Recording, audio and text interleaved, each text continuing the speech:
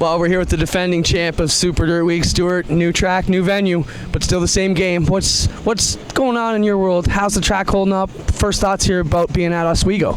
It's pretty cool. It's an awesome atmosphere here. They've really, captured the Syracuse Super Dirt Week atmosphere and transplanted it over here pretty well.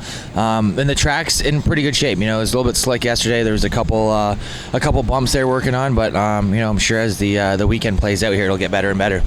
Track looked like it was coming apart, almost similar to Syracuse. Would you say like blackened spots, different gaping holes of developing, almost the same treacherous, just different size? Is that a fair assessment?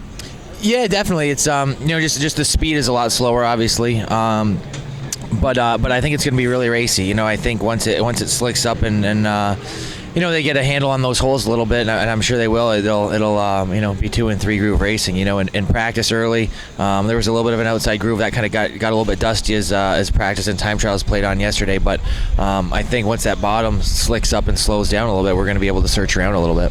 Let's talk a bit about the history of Oswego. I know you're a big racing fan of all types.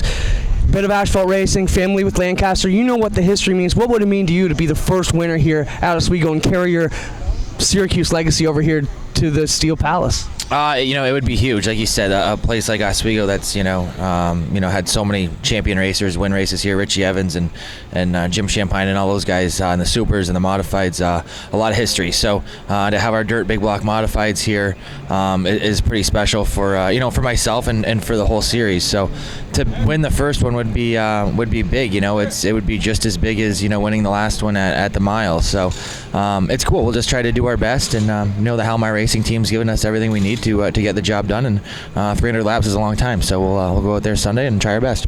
All our DTD fans probably want us to ask you a bit about your truck career. That's been really positive. I know I got to talk to you last night about it. Been pretty exciting for you to get that opportunity and go out and run as well as you have. Safe to say you've been very happy with your finishes and where you've come so far in such a short time, Stu?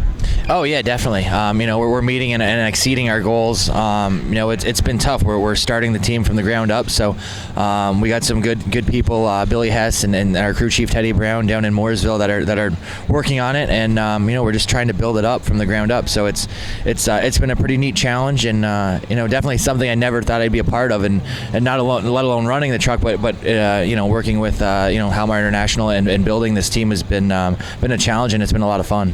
One last question. Last night you said you were going to give the dirty stash back, and I see you're clean shaven today. You're not going to be able to grow that in 48 hours. Did you lose the mojo? Is this going to be like, what's the story there? Well, Jess won, didn't she? Yeah, exactly. I hope we didn't lose any mojo, but you know what I mean? We'll just see. The mustache is kind of like a Syracuse thing. You look back over the years, and Billy Decker and Gary Ballou and all those guys that won, Tim Fuller, they all had mustaches. So we did that the last 2 years, and it worked out for us. This is a new deal. Richie Evans won a lot of races here, and he never had a mustache, so we'll try to work that angle.